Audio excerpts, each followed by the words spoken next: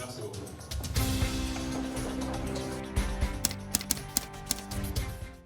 Composé là aussi d'illustres professionnels, Maktar Sylla, qui a été directeur général de la RTS, Radio-Télévision du Sénégal, mais pas seulement, il a dirigé de nombreuses entreprises de presse à l'étranger.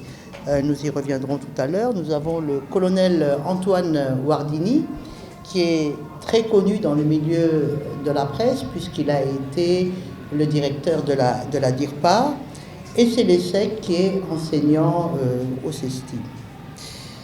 Le thème que nous allons aborder aujourd'hui est quel équilibre entre sécurité nationale et droit à l'information.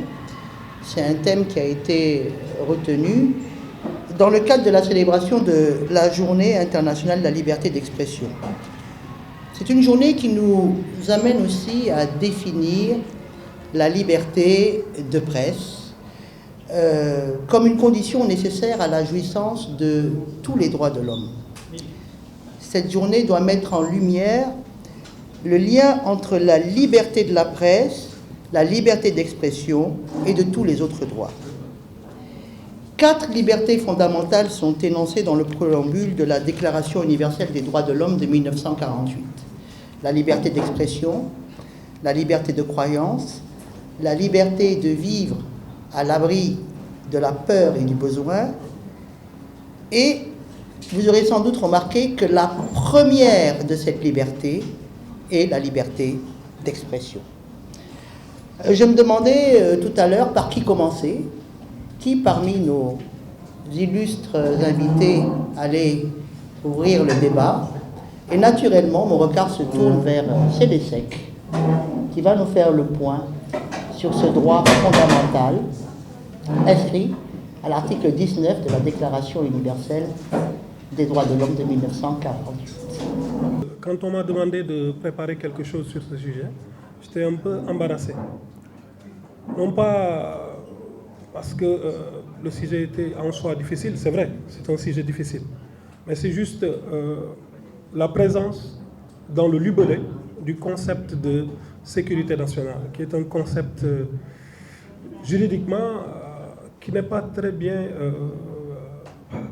reçu en droit sénégalais. En fait, il y a trop peu de textes qui parlent de sécurité nationale. En droit, les expressions, les mots ont leur sens. Mais néanmoins, je vais quand même tenter de vous faire une présentation de ce que j'ai compris du sujet. D'abord, vous l'avez dit, il s'agira pour moi de faire un rappel important du texte constitutionnel, qui est donc l'article 8 de notre Constitution. Je suis obligé de lire l'article 8, pas peut-être entièrement, mais en tout cas quelques passages qui me semblent intéressants pour nous. Que dit l'article 8 ? L'article 8 nous dit que la République du Sénégal garantit à tous les citoyens les libertés individuelles fondamentales, les droits économiques et sociaux, ainsi que les droits collectifs. Ces libertés et droits sont notamment les libertés civiles, politiques, la liberté d'opinion, la liberté d'expression, la liberté de la presse, la liberté d'association, etc. Le droit à l'information plurielle. Dernier passage, ces libertés et ces droits s'exercent dans les conditions prévues par la loi. Ces libertés et ces droits s'exercent dans les conditions prévues par la loi. Voilà ce que nous dit la Constitution à propos de la liberté d'expression. Alors, justement, le législateur, la loi, est venu, par le pouvoir que lui confère la Constitution, prévoir plusieurs limites à la liberté de la presse dans différents textes, dont, pour l'essentiel, le Code pénal, le Code de procédure pénale et notre Code de la presse. Et donc, par rapport à ces textes-là, on va voir ensemble le contenu du Code pénal et du Code de procédure pénale. Comme je l'ai dit tout à l'heure, dans le Code pénal, effectivement, on ne parle pas de sécurité nationale. Mais ce dont on parle dans le Code pénal, ce sont des valeurs qui touchent un peu à la sécurité nationale. Parce que dans le Code pénal, on parle de secret de défense, secret de la défense nationale. On parle de défense nationale. on parle de sûreté de l'État. D'accord? Et toutes ces notions-là, quelque part, touchent un peu à la sécurité nationale. Mais il faut bien le comprendre, ça n'est pas dit, ça n'est pas posé explicitement dans le Code pénal. Maintenant, par rapport à ces notions que je viens d'évoquer, que dit le Code pénal à propos justement de la défense nationale et du secret de la défense nationale?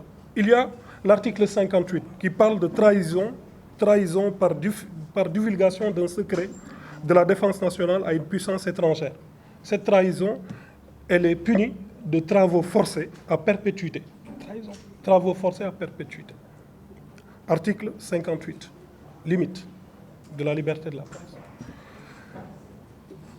Article 62 du Code pénal, la communication au public ou même la simple possession sans intention de trahison ou d'espionnage d'un secret de la défense nationale ou une information ou support dont la connaissance pourrait conduire à la découverte d'un secret de la défense nationale est puni de la détention criminelle de 5 à 10 ans.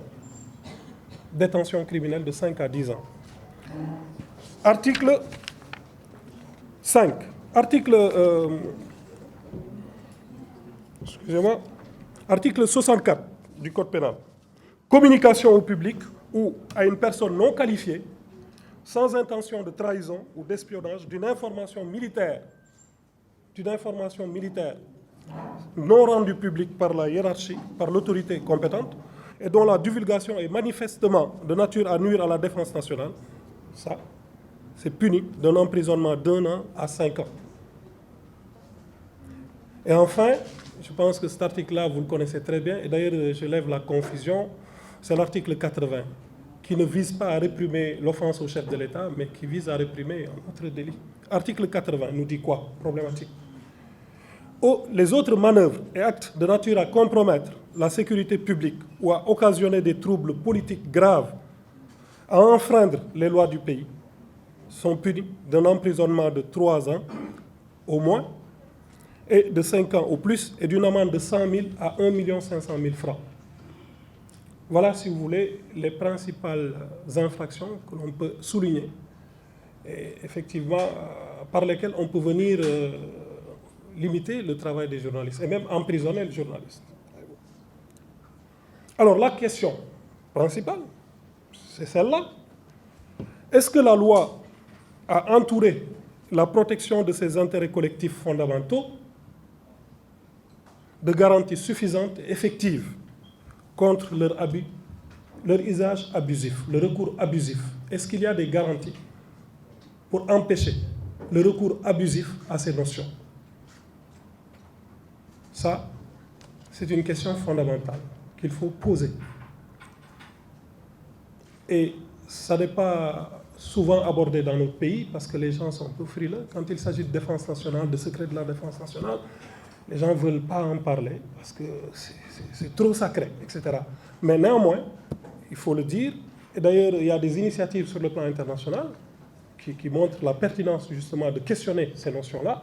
Parfois, bien souvent, on peut instrumentaliser ces notions-là pour faire taire la presse, pour emprisonner les gens, des journalistes, etc. Rien que se référant au principe de Théoamé, en Afrique du Sud, fondamental, qui pose le débat ouvertement. C'est vrai qu'il faut parler de secret de défense nationale, c'est vrai qu'il faut parler de la défense nationale, ce sont des valeurs sacrées. On a besoin de ça pour constituer une société paisible. Mais elles peuvent faire l'objet de recours abusifs. Et dans ces cas-là, qu'est-ce qu'il faut faire? Est-ce qu'il y a une autorité indépendante qui est chargée justement de contrôler cela? Est-ce que l'autorité judiciaire peut être saisie en dernier ressort en cas d'abus, de recours abusif? Voilà des questions qu'on peut se poser. Et il faut finalement, si on veut vraiment, si on tient véritablement à l'effectivité de la liberté de la presse, on est obligé de se poser ces types de questions. Voilà. Et pour moi, justement, une autre question, comment faire pour rendre compatibles les infractions que je viens de vous citer avec le droit à l'information, garanti par la Constitution? Comment faire pour rendre compatibles ces infractions-là avec le droit à l'information. L'intervention du juge, qui est le gardien des libertés, le juge, doit justement consister à répondre à cette question redoutable. Il appartient au juge de répondre à cette question, de faire en sorte que ces infractions-là soient compatibles avec l'exercice effectif de la liberté de la presse. Alors, ça, ce sont les dispositions pénales. Maintenant, effectivement, en dehors des dispositions pénales, il y a des dispositions de type administratif, qui relèvent de la police administrative. Ça, c'est le code de la presse de 2017. En fait, le code de la presse a élargi, en cas de et retenez bien cette expression, en cas de circonstances exceptionnelles, les pouvoirs de police de l'autorité administrative compétente lorsqu'elle fait face à une atteinte ou à une menace d'atteinte à la sécurité de l'État, à l'intégrité territoriale, ou à une incitation à la haine ou à un appel au meurtre. En effet, conformément aux dispositions des articles 192 et 193 du Code de la presse, en cas de circonstances exceptionnelles, l'autorité administrative compétente, entendez par là le gouverneur, le préfet, le sous-préfet, juste des exemples, peut, pour prévenir ou pour faire cesser une atteinte à la sécurité de l'État, à l'intégrité du territoire, ou en cas d'incitation à la haine ou d'appel au meurtre, ordonner la saisie des supports de diffusion d'une entreprise de presse. Première chose. Suspendre ou arrêter la diffusion d'un programme. Et enfin, fermer provisoirement un organe de presse. Mesure de police exceptionnelle, grave, qui porte atteinte gravement à la liberté d'expression et à la liberté d'entreprendre, même au niveau de l'entreprise de presse. Alors, dans le cas où il s'agit de la presse en ligne, l'autorité administrative notifie pour exécution sa décision au fournisseur d'accès et à l'hébergeur. Ça, c'est par rapport à la presse en ligne, pour justement l'exécution de sa décision. Cependant, le Code a posé certaines garanties contre les recours abusifs à un tel dispositif. Quelles sont ces garanties?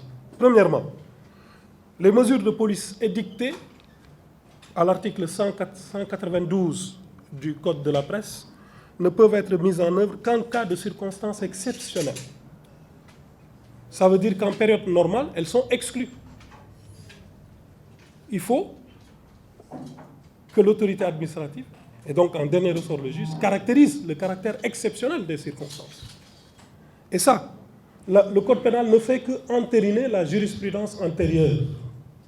Parce qu'il y a la jurisprudence Abdourahmane Cissé, lettre fermée, peut-être certains parmi vous connaissent bien, de 1974, rendue par la Cour suprême en 1994, que nous dit cette jurisprudence. L'interdiction administrative d'un journal ou d'un écrit, à l'époque il n'y avait pas cette floraison de télévision et de radio, l'interdiction administrative d'un journal ou d'un écrit national ne saurait intervenir que dans le cadre des dispositions de la loi du 29 avril 1969 relative à l'état d'urgence et à l'état de siège. Donc, circonstances exceptionnelles, état d'urgence, état de siège. Donc ici, quand le Code pénal renvoie au caractère exceptionnel des circonstances, c'est par rapport à ça. Quand on est en présence justement d'un état d'urgence ou quand on est dans un état de siège, il est possible à l'autorité administrative justement de procéder à ce type d'intervention musclée. D'accord? Alors, maintenant, cependant, le Code a posé, bon, ça je l'ai dit, je pense. Deuxièmement plutôt, pardon. La décision de l'autorité administrative doit être écrite, surtout en termes de garantie. Elle doit être écrite. L'autorité administrative qui prend des mesures de police doit adresser par écrit ces mesures, d'accord, et motiver elle doit motiver sa décision et notifier aux responsables de l'entreprise de presse.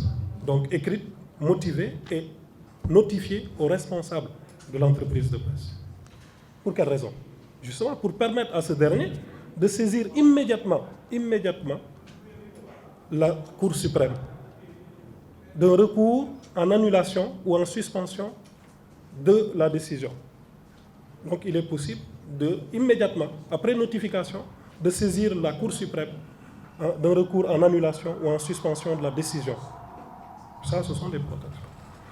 Quatrième garantie, des poursuites en réparation pour voie de fait, en raison de la violation d'un droit fondamental, peuvent également être exercées devant le tribunal de grande instance, voie de fait.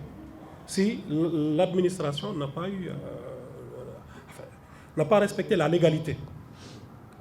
Dans ce cas-là, il est possible que l'entreprise de presse se retourne contre l'administration et engage la responsabilité de l'administration pour voie de fait, parce qu'elle a violé un droit fondamental.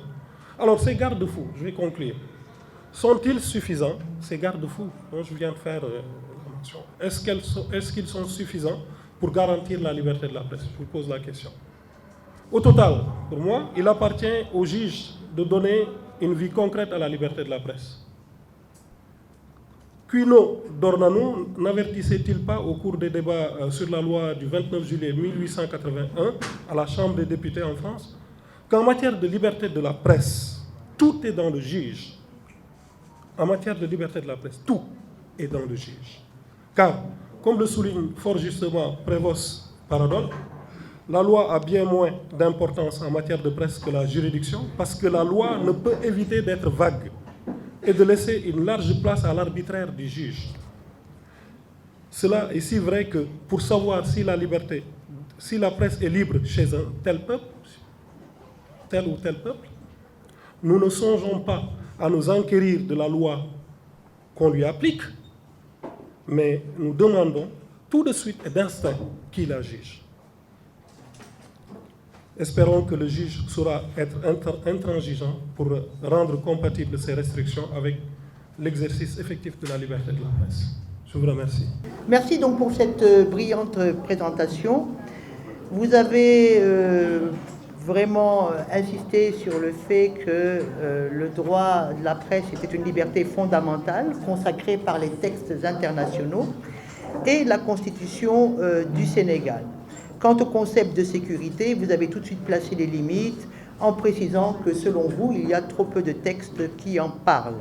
Vous avez évoqué l'article 8 de la Constitution du Sénégal qui garantit à tous les citoyens ces droits fondamentaux, dont la liberté d'opinion et d'information et de la presse. Ces libertés s'exercent, vous l'avez rappelé, dans les conditions prévues par la loi. Des limites sont posées par le Code pénal, le Code de procédure pénale et le Code de la presse. Dans le Code pénal, on parle plutôt de défense nationale, de sécurité de l'État, mais on ne parle pas de sécurité nationale. Vous avez cité plusieurs articles du Code pénal avant de poser la question suivante. Y a-t-il des garanties pour empêcher le recours abusif à ces textes? Et vous ouvrez la réflexion. J'espère que le public a bien noté et a commencé à réfléchir dessus. Y a-t-il des garanties pour empêcher le recours abusif à ces textes? On peut réfléchir sur ces recours abusifs. Est-ce que l'autorité judiciaire peut être saisie? Comment faire pour rendre compatibles ces limites avec le droit à l'information? Pour vous, et vous insistez dessus jusqu'à la fin de votre présentation, y compris dans votre conclusion, il appartient au juge d'y répondre. Vous évoquez ensuite les dispositions administratives en vous référant au Code de la presse. En cas de circonstances exceptionnelles, le champ d'intervention de l'autorité administrative est élargi. L'autorité administrative peut arrêter un programme, peut décider d'arrêter un média et fermer une entreprise de presse. Mais il y a des garanties contre le recours abusif, là. C'est seulement en période exceptionnelle, état d'urgence, état de siège. Deuxièmement, la décision doit être écrite et motivée, puis notifiée aux responsables de l'entreprise de presse pour permettre un recours. Parmi ces recours, vous avez cité la voie de fait. Le recours est possible dans ce cas. Et donc, vous concluez, comme je l'ai dit tout à l'heure, en vous posant encore une question. Est-ce que ces garde-fous sont suffisants? Et encore, vous insistez, il appartient au juge de donner un sens à la liberté de la presse. Est-ce que j'ai bien résumé vos propos? Très bien. Merci. Donc, on va poursuivre. J'ai essayé de revenir à mes premiers amours, le journalisme que j'ai quitté depuis 11 ans maintenant. Bon, on va maintenant... Il y a une question qui me taraude, moi, c'est que depuis 30 ans qu'on célèbre cette journée de la presse, il y a eu des avancées au point de vue démocratique, on l'a vu. Docteur Célessec a rappelé les conventions internationales, etc., et les progrès qui sont faits dans les constitutions nationales pour intégrer au corpus juridique cette liberté d'expression, cette liberté de presse, cette liberté d'opinion. On a des avancées, mais on a aussi une crise. On a une crise importante, et parmi les causes de cette crise, je me demande si ce n'est pas parce que le modèle des entreprises de presse a changé, le modèle économique.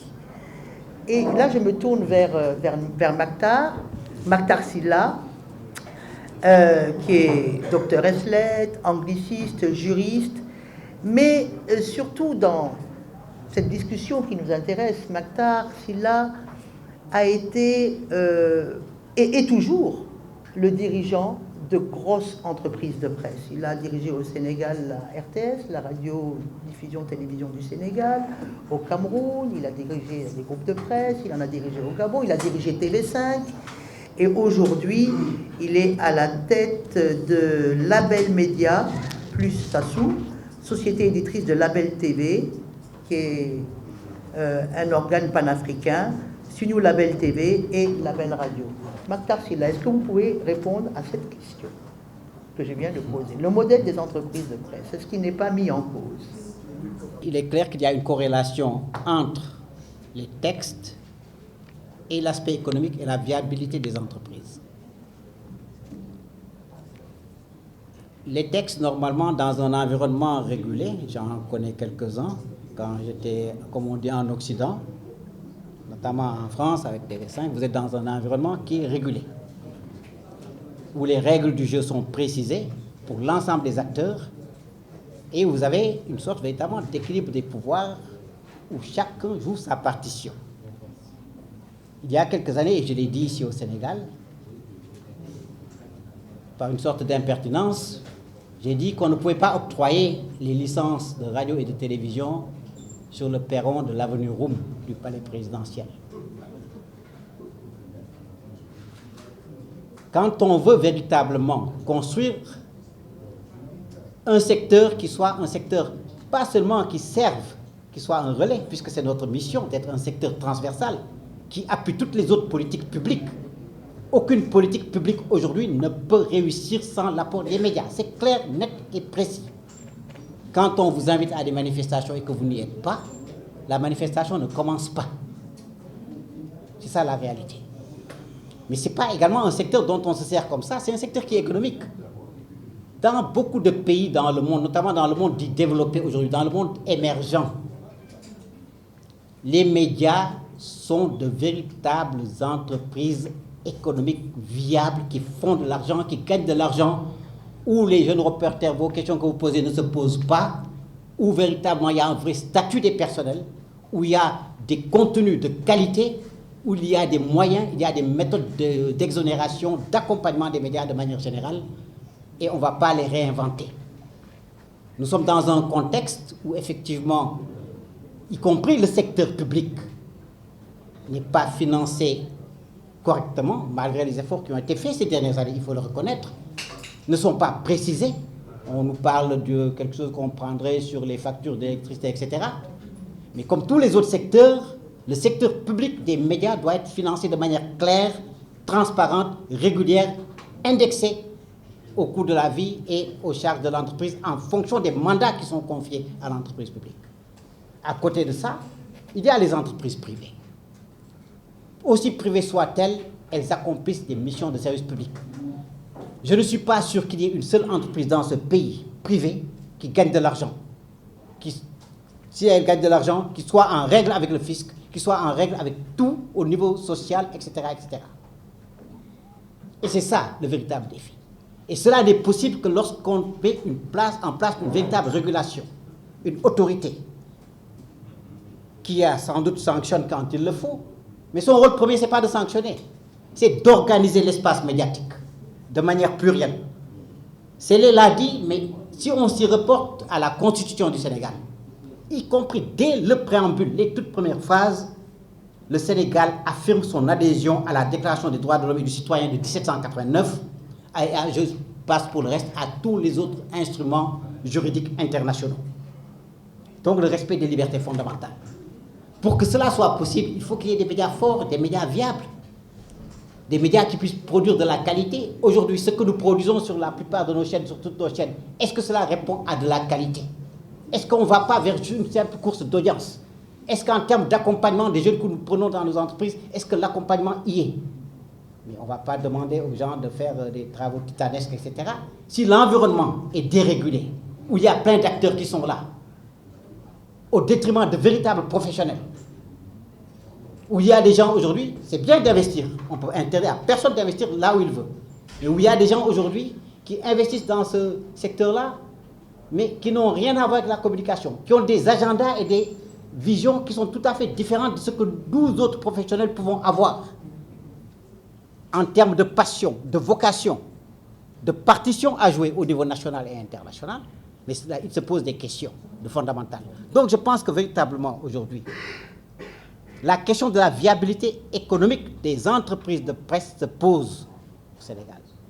Il faut revoir tout le dispositif de régulation.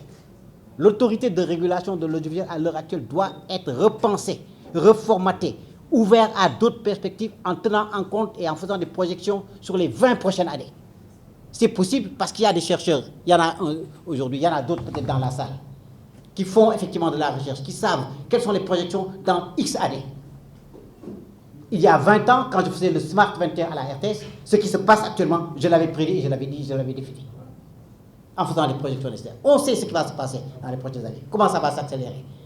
Le métier va changer fondamentalement. On n'aura plus besoin de pas mal de choses. Aujourd'hui, y compris jusque dans les téléphones, on pourra le faire. Aujourd'hui, il sera également possible, même avec l'intelligence artificielle, de piquer sur des sites qui sont des sites reconnus et de les utiliser et de faire autrement. Donc quand on est effectivement dans ce contexte, etc., je pourrais peut-être, si j'aurais l'occasion de revenir sur certaines choses. Il y a des dispositions internationales auxquelles le Sénégal et d'autres pays africains ont adhéré en termes de maintien de la paix, des liens qu'il doit y avoir entre la sécurité et les hommes des médias, etc. Il y a des manuels qui existent depuis 2013 auxquels nous sommes partie prenante depuis près de 10 ans. Qu'est-ce que nous faisons concrètement pour que cela soit une réalité? Et que cette épée de Damoclès, qu'on met souvent sur la tête des médias, puisse disparaître. Les hommes de médias, de manière générale, je ne dis pas les journalistes parce qu'il y a les techniciens, il y a tout le monde, c'est toute une chaîne, ne sont pas des citoyens au-dessus de la loi. Ils exercent leurs activités dans le cadre de la loi, mais également, il y a des dispositions et des dispositifs qui nous permettent de régler nos problèmes en notre sein. Le CORED en est un exemple. C'est un système d'autorégulation qui, dans un environnement bien pensé, permet d'avoir une autorité de régulation, des autorités d'autorégulation, de voir comment cela fonctionne en le public et le privé, d'avoir des mandats de production, d'avoir des mandats de service public pour qu'on puisse effectivement atteindre les objectifs. Et en faire non seulement un secteur qui accompagne tous les autres secteurs, mais en faire un secteur économique, dynamique, pourvoyeur d'emplois, pourvoyeur de plus-value. Et aujourd'hui, je pense qu'il faut, au niveau du Sénégal, que nous allions vers d'autres perspectives. Combien de chaînes sont aujourd'hui au-dessus de nos têtes? De chaînes étrangères qui, y compris dans nos langues nationales, viennent nous trouver sur nos propres territoires, avec nos propres publics, avec les effets induits en termes de publicité, les groupes transnationaux, multinationaux qui sont ici aujourd'hui, en termes de diffusion. Est-ce qu'aujourd'hui, en 2023, 2024, il faut que nous soyons là pour être diffusés, à ne pas avoir nos initiatives propres pour mettre nos forces ensemble et être nous-mêmes des diffuseurs et créer des plateformes qui sont pourvoyeuses de revenus? Le Nigeria, avec des collaborations avec Netflix et d'autres, arrive à le faire, mais je pense que nous pouvons effectivement avoir cette capacité de faire les choses autrement. Donc aujourd'hui, je pense qu'il faut véritablement sortir un peu de la logique de sanctionner, punir, etc. Je pense que les assises des médias qui vont être convoquées, en tout cas je l'espère, et j'invite les autorités publiques, en commençant par le chef de l'État, à accélérer la procédure et le processus. Beaucoup de questions qui aujourd'hui se posent au niveau des médias peuvent trouver leur résolution dans ces assises des médias. Quand nous disons assises des médias, et le CAP le dit de manière très claire et nette, c'est de manière inclusive. Qu'il y ait toutes les parties prenantes, pas seulement les géants des médias, la société, les chercheurs, les associations, les syndicats, les partis politiques, tout le monde puisse être là de manière inclusive, nous puissions réfléchir sur qu'est-ce que doivent être les médias au Sénégal. Je pense que du point de vue du rayonnement culturel du Sénégal, de notre histoire, de notre développement, de notre place sur l'échiquier international, le Sénégal a une carte essentielle à jouer en termes aujourd'hui de, j'allais dire, de plateforme, de carrefour culturel dans lequel les médias joueront pleinement leur rôle, des médias libres, responsables, transparents, dynamiques et qui contribuent à élever un peu, comment dire, la plus-value dans ce pays et qui sont des parties prenantes de l'émergence aujourd'hui. Si aujourd'hui le pétrole et le gaz sont le carburant de l'émergence, les médias en seront le catalyseur.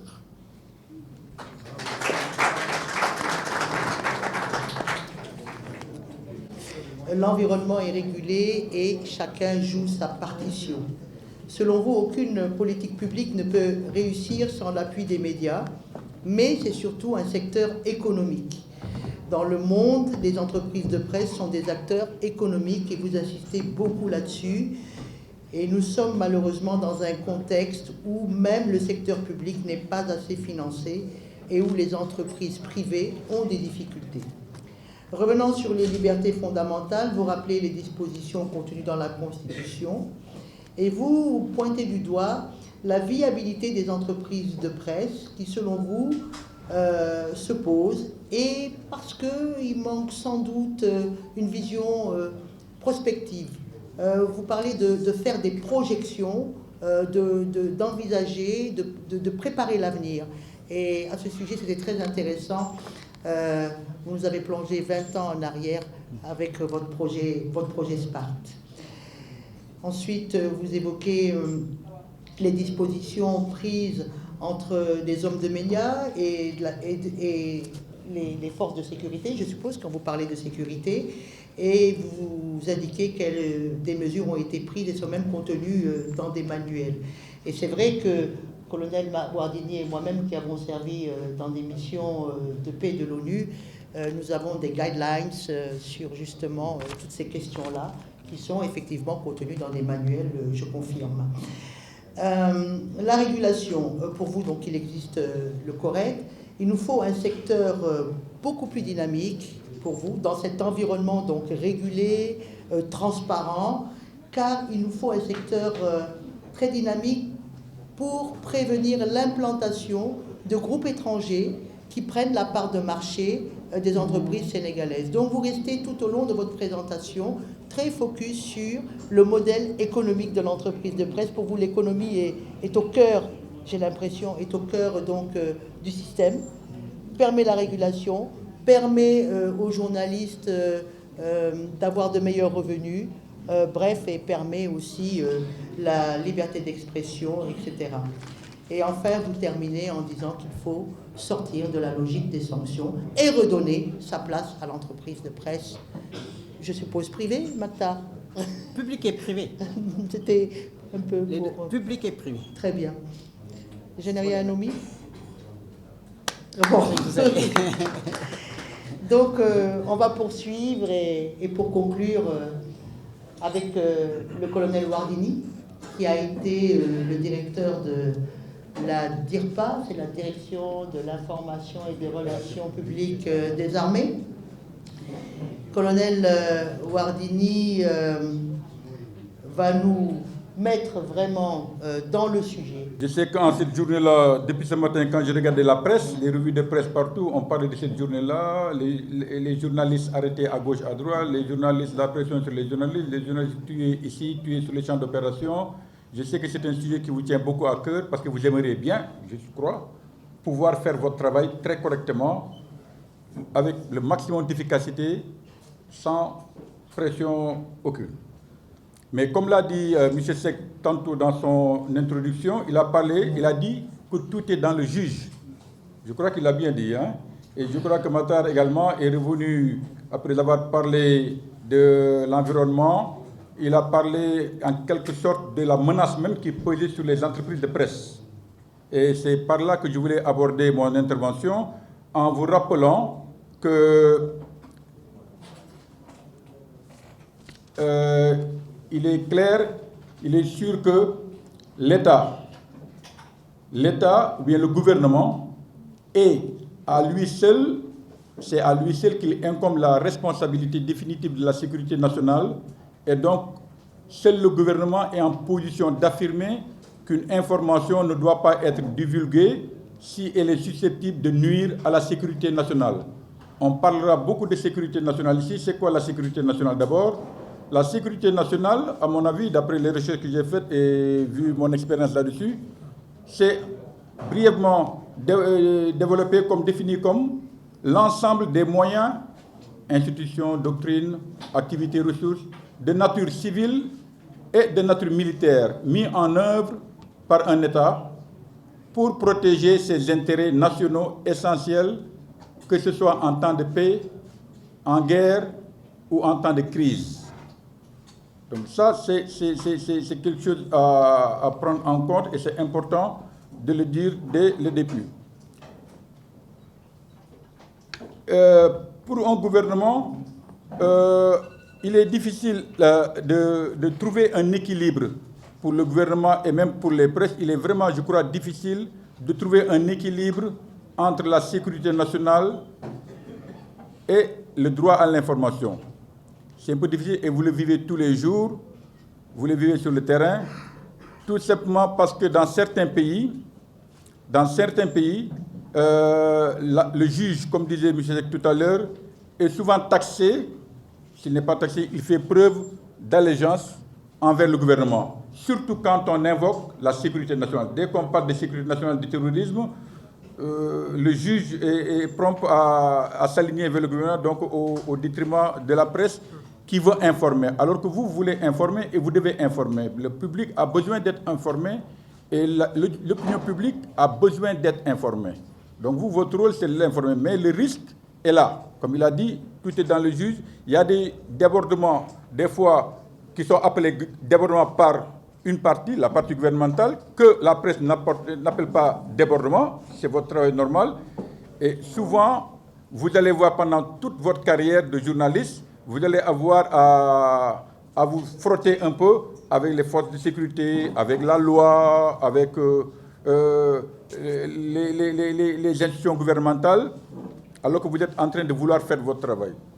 Dans cette affaire-là, ce que je peux vous dire en tant qu'ancien DIRPA, de par mon expérience, c'est surtout, il faut savoir, vous les jeunes journalistes, que tout est question de crédibilité, dans le premier temps. Crédibilité, il faut savoir ce que vous dites, il faut savoir avoir des preuves de ce que vous affirmez, vérifier les informations, ne tombez pas dans le coup des diffamations à gauche, à droite, ça ne vous valorise pas, ça ne vous grandit pas. Vous voulez informer le peuple, c'est votre devoir, nous avons besoin d'être informés, informez-nous juste. Si vous n'avez pas la bonne information, ce que je vous demande, c'est d'aller vers la source, prenez votre temps, mais quand même donnez une information que vous pourrez défendre demain. Je vous le dis parce que dans beaucoup de pays, les journalistes sont arrêtés, sont emprisonnés, sont pour diffamation, pour autres, sont même menacés de mort. Et je ne vous souhaite pas cette affaire-là. On a parlé des textes, vous les avez appris à l'école, c'est largement revenu sur les textes législatifs qui encadrent la liberté de presse, mais la liberté de presse ne veut pas dire également dire ce que l'on veut au détriment de l'intérêt national. C'est vrai que également les gouvernements n'ont pas à toujours s'épancher sur la notion, le concept de sécurité nationale pour couvrir beaucoup de choses, pour camoufler des choses. On a besoin de ça, le public a besoin de ça. Dans un État démocratique, l'opinion publique a besoin de savoir, pour mieux d'ailleurs contrôler l'action gouvernementale dans un pays démocratique.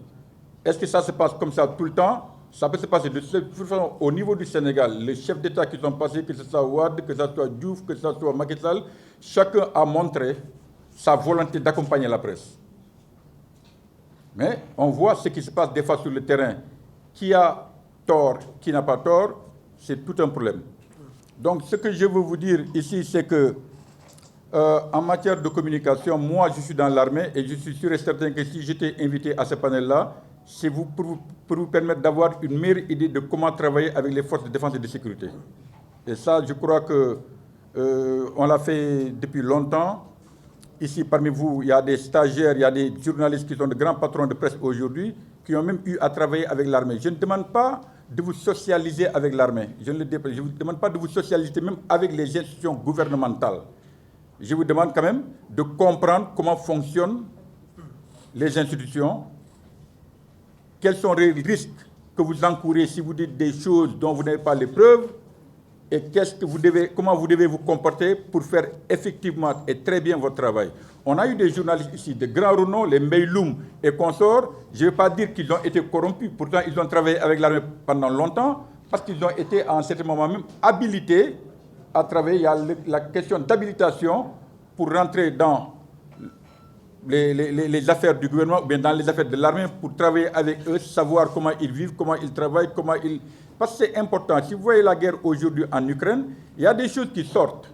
Est-ce que c'est du ressort de la sécurité nationale quand on parle de chars, d'effectifs? Je ne crois pas. Mais il y a des choses qui ne sortent pas, qui sont gardées secrètes, qui sont classées secrètes. Et pendant une bonne période qu'elles sont classées secrètes, ne sont pas divulgables. Même si vous avez cette information, vous ne pouvez pas le divulguer parce que c'est en cours d'opération, c'est en cours, on ne peut pas en parler.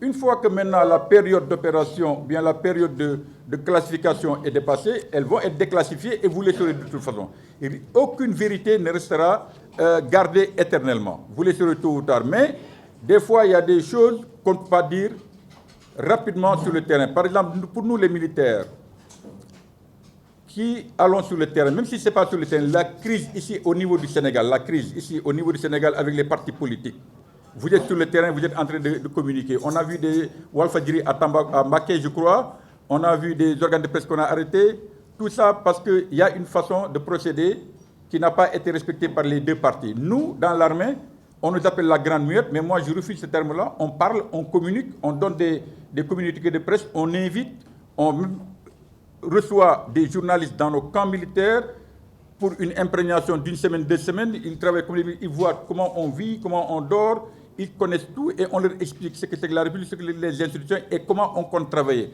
Et une fois qu'ils ont acquis cette façon de travailler-là, en respectant nos principes pour au moins sécuriser nos troupes et nos opérations sur le terrain, là, vraiment, vous rentrez dans les rangs. Ce n'est pas qu'on vous corrompt, on ne vous corrompt pas. Mais on ne peut pas permettre à un journaliste, quel qu'il soit, libéral qu'il soit, d'être parmi nos rangs ou bien dans la crise et en train de filmer en direct et de dire, voilà, il passe à gauche, il passe à droite, révéler les couloirs logistiques de nos forces pendant qu'on est en guerre ou en crise avec l'autre. Vous révélez ces choses-là, vous nous exposez. Vous exposez nos opérations, ça vous devez le comprendre. Je ne vous dis pas de ne pas parler, mais il serait bon, et j'encourage tout le monde, le CORES et toute la CAP, si vous pouvez encore essayer de voir avec les forces de défense et de sécurité un modèle de collaboration, ne serait-ce que pour la formation ou bien l'imprégnation des journalistes dans nos milieux, pour qu'on discute. Parce que nous, on ne refuse pas de discuter. On ne peut pas vous empêcher de parler, parce que vous êtes là pour informer. Et le public a besoin d'être informé. Même nous, on a besoin d'être informés. Mais il y a une façon de faire. Il serait bon que si on pouvait s'asseoir à une table, comme on le faisait avant, discuter, vous montrer comment on travaille, vous nous dites ce que vous attendez de nous, on vous dit ce que vous attendez de nous, on tisse une petite collaboration qui permettra d'avoir une certaine entente entre nous, ça nous permettrait, on vous laisse travailler. Ça, vraiment, je tenais à vous le dire. Donc, tout est question de crédibilité pour moi. Et une fois qu'on arrive à travailler ensemble, on pourra faire de bonnes choses. Nous, dans l'armée, on ne refuse pas de communiquer. Comme j'ai dit tantôt, c'est qu'il y a une façon de communiquer. Nous, quand on communique, on ne peut pas se lever comme vous. Vous êtes des jeunes journalistes, vous êtes des jeunes, vous êtes sur le terrain, vous êtes partout à la rigueur, à la recherche de l'information, le scoop. Tac, vous téléphonez, il y a quelque chose qui se passe là-bas. Nous, on ne peut pas parler comme ça. Nous, on est obligé de confirmer l'information, de vérifier carrément l'information, avoir même des éléments explicatifs, parce que pour nos chefs, quand on leur donne l'information, il faut qu'on donne des explications et on propose même des solutions pour gérer la crise. C'est ça qui fait que nous, quand on a l'information, ça tarde un peu à sortir. Vous, les jeunes, dès que vous avez quelque chose, vous voulez le scoop, vous l'envoyez. J'étais dire pas, j'étais ici à Dakar, on nous appelle, je vois dans la presse, un certain Ba, je sais qu'il était de Walfadjri, qui nous disait à Casamance, dans tel secteur, ça chauffe, ils sont en train de se bagarrer, ils sont en train de se tuer. Moi, j'ai eu peur, j'ai appelé la zone sud, il n'était pas au courant. J'ai appelé le commandant du secteur sur place, il n'était pas au courant. J'appelle le gars du village, le militaire qui était là-bas, il m'a dit, il n'est pas au courant. J'étais obligé d'appeler le journaliste là pour lui dire, et de faire un démenti et le fait qu'on se fasse des ping-pong aussi, c'est pas bien. Vous devez faire votre travail, nous devons faire notre travail également. Il faut qu'on s'entende sur les termes. Il faut qu'on s'assoie et qu'on discute. Je crois que c'est très important. Habilitation, ce n'est pas très, très mauvais parce que quand il y a crise quelque part, que ce soit à Dakar, crise politique, que ce soit sur le terrain, même si vous ne le savez pas, il y a toujours un centre opérationnel des opérations. Des fois même, il y a un centre de presse où vous pouvez être accrédité. Un centre de presse où vous pouvez venir être accrédité et suivre les opérations parce qu'il y a des briefings journaliers. Tous les jours, quand on va sur le terrain, on revient, il y a des briefings. Vous pouvez avoir toutes les informations que vous voulez. Et souvent, même si vous êtes habilité ou accrédité, quand vous allez sur le terrain, les forces de défense et de sécurité vous sécurisent, vous amènent en sécurité, vous sécurisent très bien, vous permettent de faire votre travail, prendre les images, faire votre reportage, et on vous sort, vous êtes sous notre responsabilité. Mais quand vous êtes sous notre responsabilité, il faut également accepter de suivre ce qu'on vous demande de faire. Parce qu'une fois que vous êtes sur notre responsabilité, si vous n'êtes pas d'accord également, le problème c'est que le militaire est tenté. Si vous ne suivez pas ce qu'il vous demande de faire sur le terrain, en tout cas la route à suivre, la conduite à tenir, etc., le port du gilet, etc., si vous ne suivez pas ces choses-là, il ne peut pas prendre la responsabilité de vous amener sur le terrain. Et s'il vous voit également en train de faire des choses, je vous le dis honnêtement, je ne vous le cache pas, des choses qui risquent de nuire à son opération, il est tenté de vous exfiltrer et de vous sortir. Et là, on dira qu'on vous a empêché de faire votre travail. Il vous a empêché de faire votre travail parce qu'il veut couvrir également son opération. Que ce soit les militaires, que ce soit les civils, que ce soit la police, etc., il y a des choses qu'ils ne vous laisseront jamais voir pendant l'opération parce que c'est en cours. Parce que ça menace la vie de ces troupes, ça menace les opérations. Mais à part ça, moi j'ai été à la DIRPA pendant 3 ans, je n'ai jamais eu de problème avec la presse, j'ai toujours discuté avec eux. Ils m'ont demandé les informations, je leur ai donné les informations au fur et à mesure que je pouvais leur donner. Et ça a bien marché.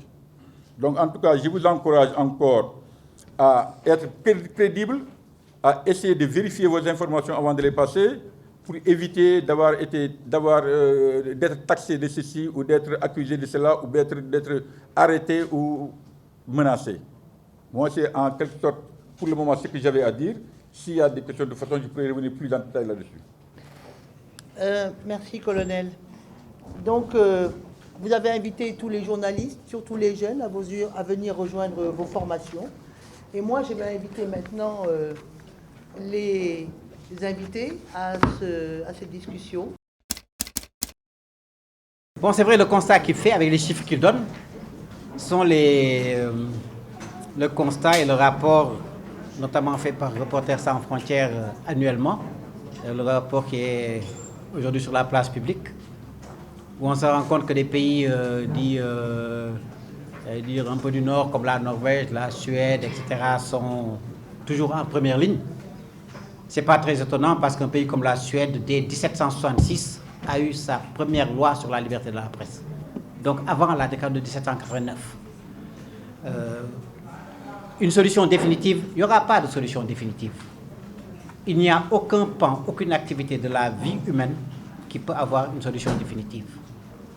Les problèmes se poseront, il y aura plus, il y aura moins, nous espérons qu'il y en aura moins, mais c'est en fonction de tout un environnement politique, démocratique, sociologique, du rapport des forces en présence qui feront qu'effectivement les choses peuvent évoluer dans un sens ou dans un autre. Parce que les journalistes sont sur le terrain des opérations, ils sont là partout. Dans une simple manifestation aujourd'hui, vous allez couvrir une manifestation, des grenades lacrymogènes peuvent tomber n'importe comment. Un journaliste qui n'est pas partie prenante de qui ou de quoi que ce soit, sauf de faire son job, comme l'a dit Asma Demba, ben, se retrouve comme ça entre deux feux, et puis voilà. Donc, c'est tout un processus. Et je crois qu'il faut le mettre peut-être en corrélation avec tout ce qui se passe de manière générale en Afrique, où vous avez, au-delà des principes universels, vous avez des situations qui sont très différenciées d'un pays à l'autre. L'exemple de la Côte d'Ivoire a été, posé sur la table. Là également, il y a une douzaine d'années, sur une mission sur un projet financé par l'Union européenne. J'ai intervenu en Côte d'Ivoire, aussi bien pour la radio, la télé que l'agence ivoirienne de presse, pour effectivement projeter un certain nombre de choses dans l'avenir. Et je pense que la question vraiment fondamentale tourne autour, c'est l'architecture institutionnelle. Qui prend, c'est les lois, c'est la constitution, c'est toutes ces choses-là. Aspadebo le dit, il le dit, ça veut dire que dans la loi, vous n'en avez rien à faire. Parce que ce qu'il dit, il y a quelque chose qui est fondamental. La loi, c'est vrai, elle s'impose un peu à nous tous, mais dans la pratique et dans la manière dont ça s'exerce, et je pourrais vraiment apprécier, il faut vous donner des exemples. Le Guardian et l'Observer, il y a quelques années, en Grande-Bretagne, où cette question-là, parce qu'un livre avait été sorti par White, qui mettait en cause un certain nombre de gens qui étaient dans les renseignements généraux. Le livre a été publié aux États-Unis et dans d'autres pays, y compris en Grande-Bretagne. Le Guardian et l'Observer ont voulu reprendre les articles, ils les ont finalement même repris, et le gouvernement britannique a voulu rester en justice. Dans ces cas-là, il y a deux notions du juridique, c'est la légitimité et la nécessité. Je crois que c'est pour revenir sur ces questions-là. Le temps ne nous le permet pas, mais on aurait pu développer. Parce que tout ça, y compris dans le cadre de la loi, est encadré. L'État ne peut pas faire tout ce qu'il veut. L'État lui-même est soumis à la loi. Et il y a des dispositions, effectivement, auxquelles on ne peut pas déroger. Donc, la question de la dépénalisation, couteau à double tranchant, peut-être oui, le débat est posé. Mais moi, je crois fondamentalement, et je reviens sur ça, si on va dans les assises des médias, qu'on fasse toutes ces réflexions, avec toutes ces contributions qui sont faites des doyens, des jeunes, des autres, etc., ouvertes à la société dans sa pluralité, on peut arriver à un consensus fort et à un modus operandi et à un modus vivendi. Cela est possible et je crois que c'est vers ça qu'il faut aller. Tant que cela n'est pas réglé, la position du CORED, mais ça peut se régler d'un point de vue institutionnel. Il suffit que la loi sur la régulation donne à l'autorégulation tous ses pouvoirs, ses pleins pouvoirs, en disant lorsque le CORED prend une décision, que ça revient 2-3 fois sur le même organe, et la force de loi et l'autorité de régulation l'appliquent forcément, y compris dans les sanctions, y compris pécuniaires, qui peuvent même revenir au CORED. Donc je pense que c'est cette réflexion-là qu'il nous faudra avoir. Et vraiment, moi, je prêche pour que ces assises des médias se tiennent. J'étais dans plusieurs pays comme le Cameroun, le Gabon, etc. Ça s'est fait. Et ça a permis aujourd'hui, ces pays-là sont devant le Sénégal en termes de classement. Donc, véritablement, je pense qu'il faut qu'on aille un peu dans ce sens-là. Et pour les journalistes qui véhiculent des opinions, etc. Moi, je le dis très souvent, aujourd'hui, il y a à boire et à manger. Entre les trucs des réseaux sociaux, tous les pourvoyeurs de contenu, les gens qui fabriquent leur contenu, qui ne sont formés nulle part, parce qu'on veut avoir du buzz, parce qu'on vous dit que si vous avez un certain nombre de YouTube, sur YouTube, etc., de vues, etc., vous avez des clics, tout, vous allez être payé, vous allez avoir de l'argent, etc. Tout le monde s'y met. Tout le monde s'y met. On a un foisonnement de contenu qui sortent à gauche, à droite, de nulle part. Là également, c'est une question de régulation et de formation, également d'organisation de la profession en tant que telle. Des efforts sont faits, l'exemple de la carte de presse. Moi, je crois que tout le monde doit s'y conformer. Moi, je suis allé, j'ai demandé ma carte de presse. Donc, c'est ça, que tout le monde se soumette de manière humble, tout ça, à cet exercice qui permet de savoir qui est qui dans la profession. Quand on dit journaliste, ce n'est pas seulement les journalistes, ce sont aussi ces techniciens-là, ceux qui sont également dans nos entreprises et tout. Donc, je pense qu'il faut effectivement que cela puisse être fait et dit. Mais beaucoup d'aujourd'hui, y compris sur les chaînes de radio, de télévision, etc., ne sont pas des analystes. C'est du warsa-khalat. C'est des warsa-khalatistes ou warsa-khalateurs. Absolument. Qui disent des trucs. Chacun dit ces trucs qui sont dans les opinions, qui sont dans les véhicules. Donc c'est différent. À ne pas mettre sur le même registre que des journalistes d'investigation qui ont un parsus, qui ont des méthodes, qui ont des recoupements, qui ont quelquefois des documents, y compris même eux, quelquefois ils ont des choses qui ne sortent pas au nom de la loi, mais au nom de la déontologie. Et je pense d'ailleurs, au moment où nous sommes là en ce moment, tout ça, moi je pense aujourd'hui pourquoi on ne ferait pas instituer au Sénégal un prix de l'éthique et de la déontologie baptisé Mame Less Camara.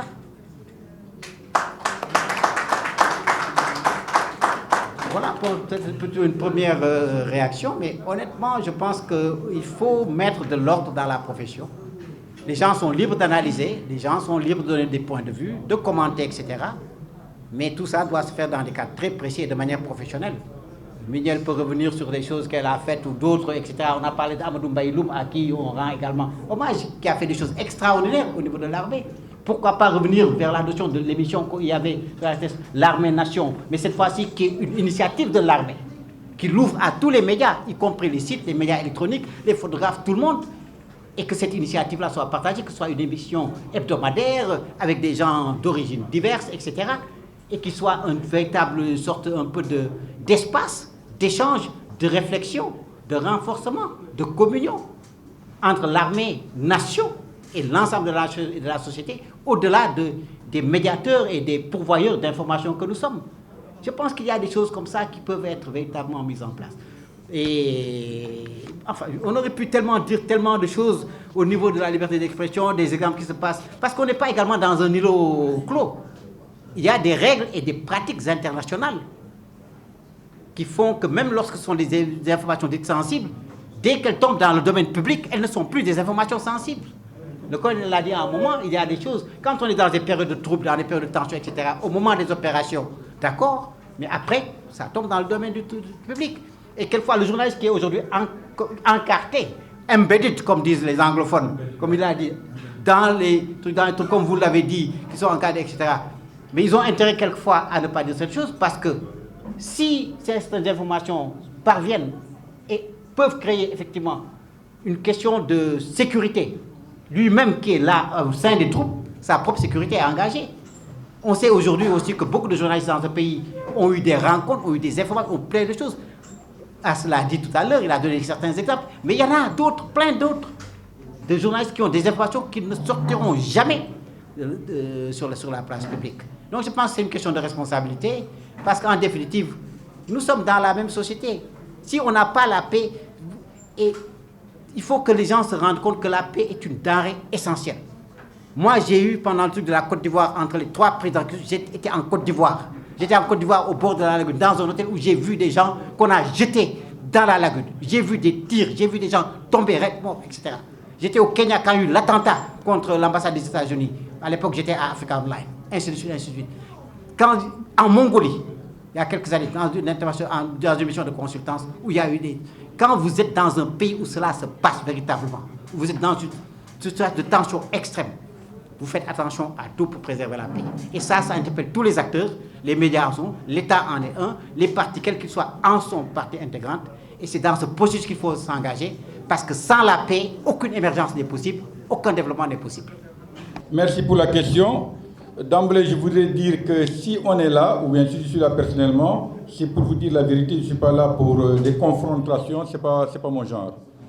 Les problèmes des documents confidentiels qu'il mentionne, je suis sûr et certain que c'est très certainement les documents confidentiels au niveau de l'État, ce n'est pas grave. Les documents confidentiels, pour comprendre ce que c'est qu'un document confidentiel, il faut lire, je vous invite à lire les principes de Tchouané en Afrique du Sud. Tout a été dit là-dedans. Le problème, c'est qu'au Sénégal, moi Sénégalais, je sais que nous, on ne lit pas beaucoup. Des fois, on entend et on dit. On entend, on répète, et ça vous fait faire des erreurs. Quand vous lisez exactement les documents qui sont en vigueur, qui sont sur la place, vous comprendrez beaucoup de choses.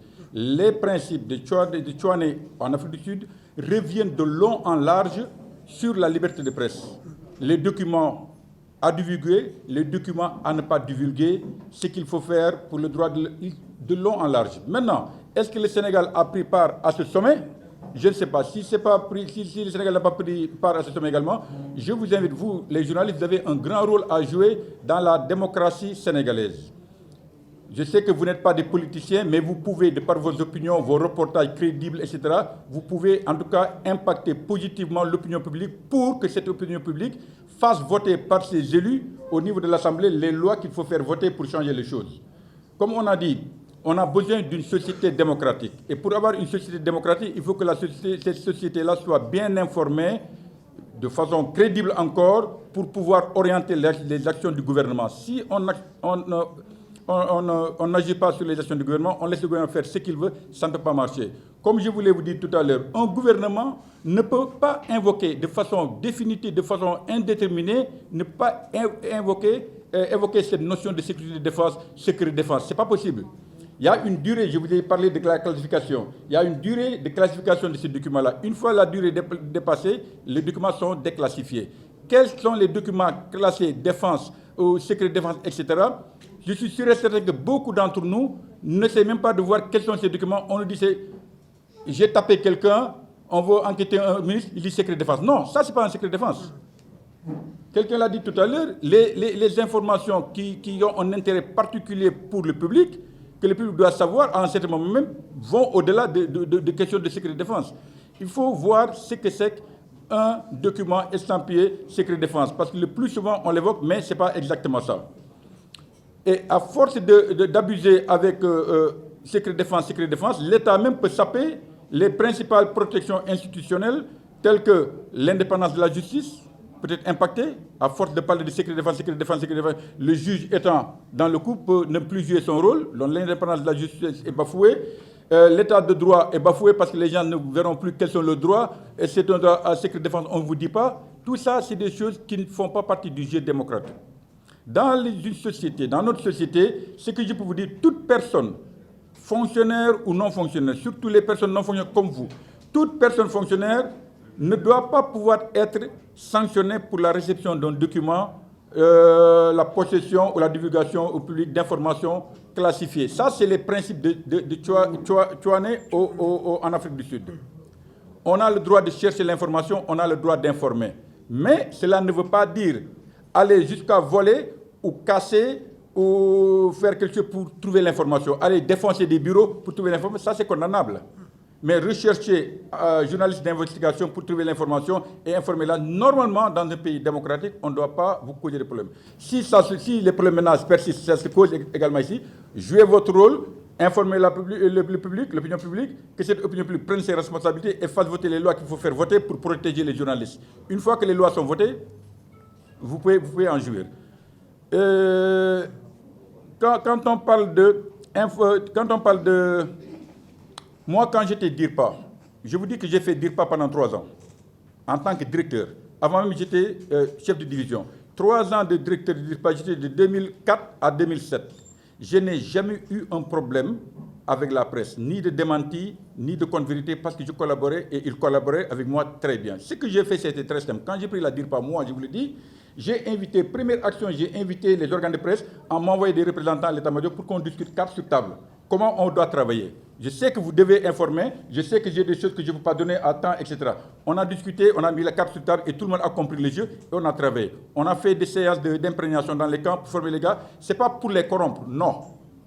Quand on va sur le terrain, vous comprendrez mieux comment on agit, ce qu'il faut faire, ce qu'il ne faut pas faire. Nous, on ne vous amène pas sur le terrain pour vous dire faites ça ou faites ça, non. Mais on vous dira quand même, mettez le casque. Si vous venez avec nous, on vous dira mettez le casque. Restez à l'arrière pour éviter des problèmes parce que vous êtes sous notre responsabilité quand on vous amène en caravane de presse sur le terrain, vous êtes sous notre responsabilité. Maintenant, le journaliste qui ne veut pas aller avec nous, peut aller. On n'a jamais interdit. Allez-y, le fait que c'est votre affaire. Mais je crois que quand vous êtes avec l'armée, que ce soit avec l'armée sénégalaise ou les Nations Unies, à partir du centre de presse, on fait une délégation, on fait un convoi, on vous escorte pour votre propre sécurité. On va, on revient, mais on ne vous dit pas, faites ça, sortez ça. Comme monsieur a dit tout à l'heure, vous êtes journaliste, de par votre déontologie, dites ce que vous avez à dire, mais quand même, soyez prêts à justifier si jamais on vous demande de justifier. Si vous ne voulez pas justifier également, assumez vos responsabilités, faites votre métier. Nous, notre métier, on va en guerre, on meurt, on connaît, on sait qu'en tant que militaire, il y aura des morts. On le sait. En guerre, il y aura des morts. Qui mourra, je ne sais pas. C'est nos responsabilités. On a signé pour ça. Vous, journalistes également, vous devez signer pour votre travail de journaliste. Donc, assumez vos responsabilités. Mais je vous dis seulement, je vous donne des conseils.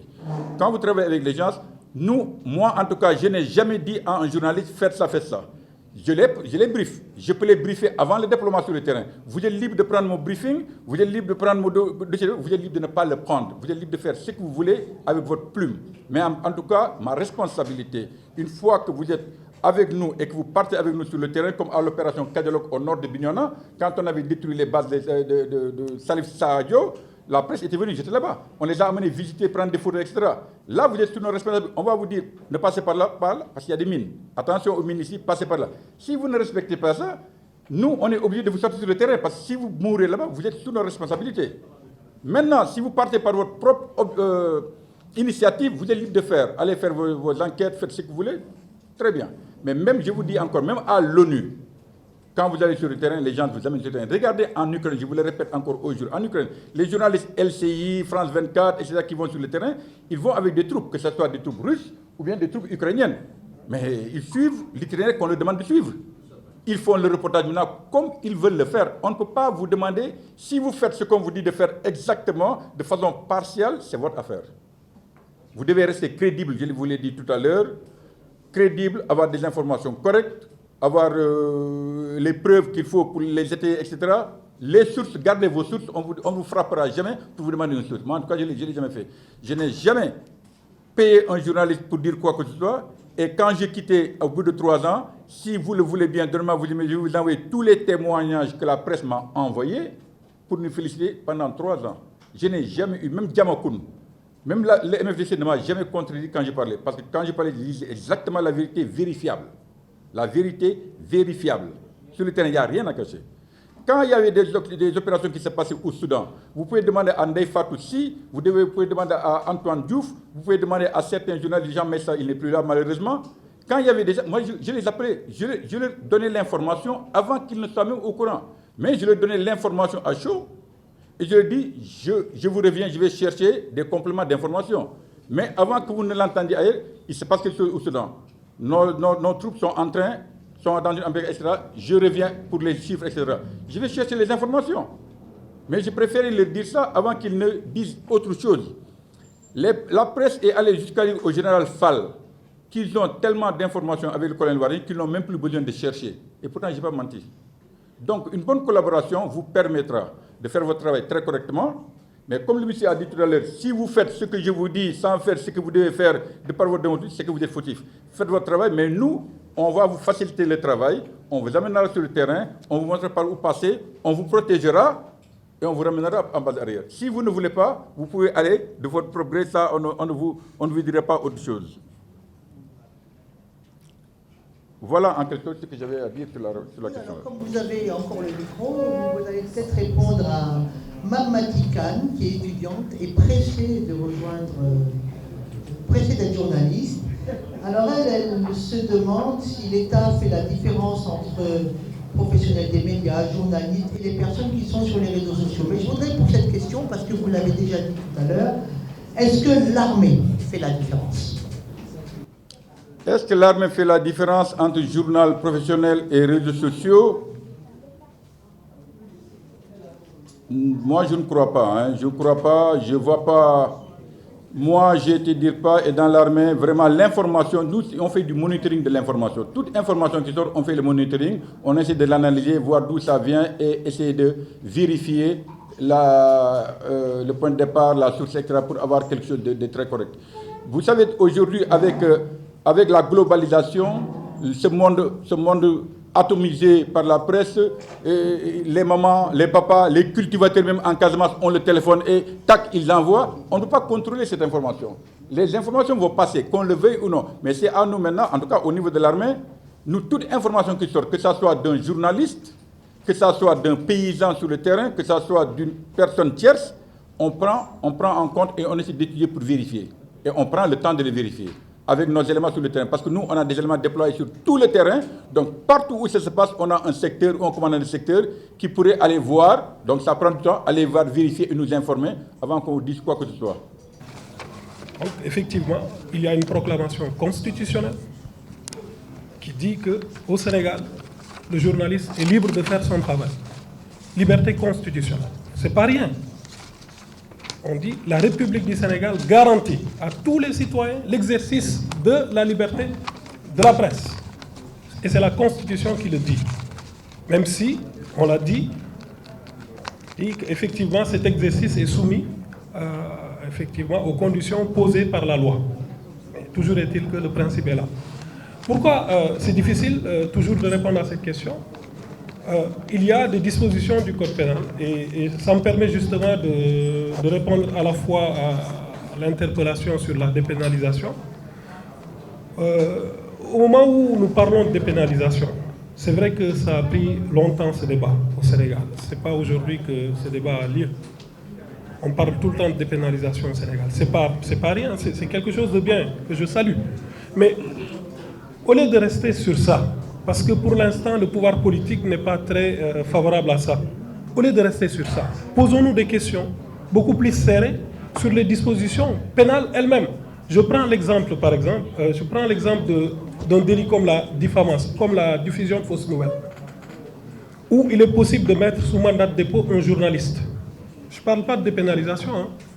Le délit de fausses nouvelles, il est possible de mettre sous mandat de dépôt un journaliste. Et c'est le cas, beaucoup de journalistes qui sont en ce moment emprisonnés, qui attendent leur procès. D'accord? Et pourtant, ce délit-là, l'élément intentionnel n'existe pas. Qu'est-ce que dit ce délit? Quelqu'un qui diffuse des fausses nouvelles, effectivement, et que l'on constate les conséquences qui sont prévues par la loi, c'est-à-dire que si la fausse nouvelle est là pour conséquence de jeter le discrédit sur les institutions, de saper la paix publique, eh bien cette personne-là, ce journaliste, qu'il soit de bonne ou de mauvaise foi, il tombe sous le coup de la loi. Qu'il soit de bonne ou de mauvaise foi, il tombe sous le coup de la loi. En France, c'est le contraire. La France, c'est juste un décalque, hein, notre code pénal, pour bien des délits de presse, c'est juste un décalque du droit français. Mais la disposition correspondante en France dit, ce journaliste-là, s'il est de bonne foi, il ne tombera pas sous le coup de la loi. Il sera renvoyé des fins de la poursuite. Or, ici, que le journaliste soit de bonne ou de mauvaise foi, c'est juste un exemple que je vous montre, parmi d'autres exemples qui sont là. Je pense qu'on a intérêt, effectivement, parfois, à questionner les dispositions pénales qui sont là, en ce moment, en vigueur, qui s'appliquent à vous, au lieu de rester trop sur la dépénalisation. C'est un débat, comme il l'a dit le doyen, le débat est ouvert. Il y a des gens qui... Moi, personnellement, j'ai fait ma thèse sur la responsabilité pénale des journalistes et les délits de presse. J'ai pris position, et je suis contre le principe de la dépénalisation. Parce que, d'ailleurs, quand le débat s'est posé ici au Sénégal, on a proposé à la place, parce que l'idée c'est quoi? C'est de substituer aux peines d'emprisonnement des peines d'amende. L'amende peut venir ruiner les entreprises de presse, tout dépend de leur montant. Ça peut être beaucoup plus corrosif, ça peut être beaucoup plus liberticide que la dépénalisation. Parce qu'au fond, en droit pénal, qu'est-ce qu'on entend par dépénalisation? C'est juste une baisse de la pression pénale. À chaque fois qu'il y a une baisse de la pression pénale, on note une dépénalisation, désescalade de la pression pénale. C'est tout simplement ça. Voilà. Donc, c'est ce que je voulais dire par rapport à cette question. Et puis, deuxième chose, c'est par rapport à... Je voudrais revenir sur, justement, la question posée par madame, en faisant la différence entre les journalistes professionnels et les gens, les internautes, finalement, qui sont sur les réseaux sociaux. La loi ne fait pas de distinction. Le code pénal, que dit le code pénal? Toute personne qui porte atteinte à l'honneur ou à la considération d'une autre personne, d'accord, est un diffamateur. On n'a pas dit le journaliste ou quoi que ce soit. Dans le code pénal, on ne désigne pas le journaliste. Ça, il faut bien le comprendre. Maintenant, la question qui est derrière, c'est l'impunité. Comment on va faire? Parce que le journaliste, c'est quelqu'un qui est dans une rédaction où les gens sont identifiés normalement. Il y a un directeur de publication, c'est la responsabilité en cascade. C'est facile de les retrouver, de les identifier. Or, l'internaute qui est derrière son écran, devant son clavier, qui est en train de taper, d'insulter, de faire quoi que ce soit, peut-être qu'il y a un problème d'impunité. Mais je vous rassure tout de suite, au Sénégal, l'impunité, il n'y a pas de zone de non-droit. Même cet internaute-là, madame, qui est devant son clavier, qui est en train de taper, ben, cette personne peut se faire attraper. Il y a la section de la cybercriminalité. Aujourd'hui, il y a une obligation de conservation des données de connexion qui pèsent sur les prestataires de services.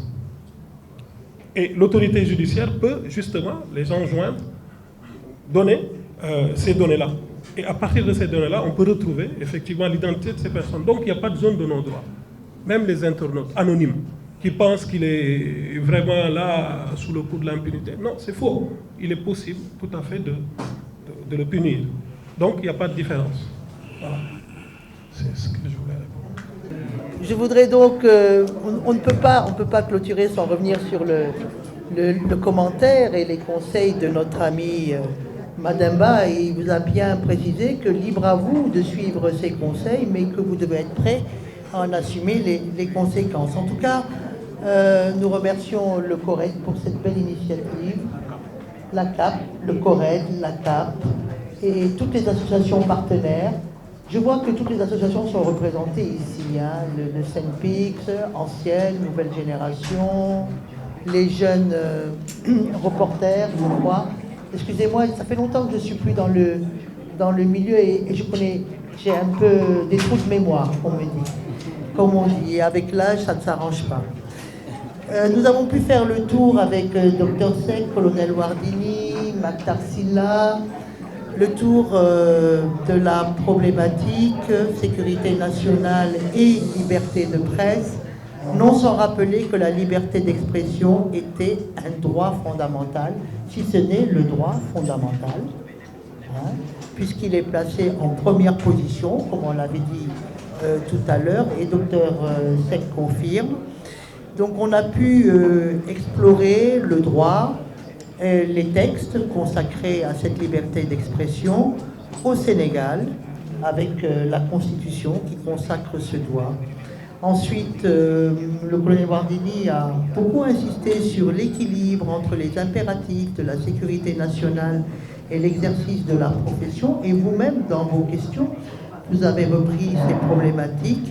Et enfin, dans les questions aussi, Maktar Sylla a pu préciser sa pensée sur le rôle des entreprises de presse qui sont un véritable acteur économique et en même temps qui garantissent la liberté d'expression et des autres droits fondamentaux. Lorsqu'on a un modèle de médias économiquement viable, par voie de conséquence, on arrive à remplir les obligations liées à tous les autres droits. En tout cas, chers panélistes, je vous remercie. Cher public, majoritairement composé de journalistes et de jeunes journalistes, ça fait plaisir de voir autant de jeunes qui nous rejoignent dans cette profession.